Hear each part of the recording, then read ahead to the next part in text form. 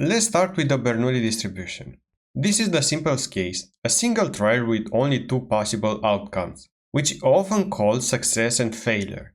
For example, flipping a coin can be thought of as a Bernoulli trial, where heads might represent success and tails failure.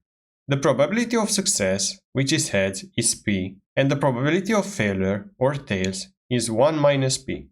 And the probability distribution formula for a Bernoulli trial is the following, where x is either 0 or 1, and if x, which means success, then we remain only with the left side of the equations, since 1 minus x will be 0, and 1 minus p raised to the power of 1 minus x will be equal to 1.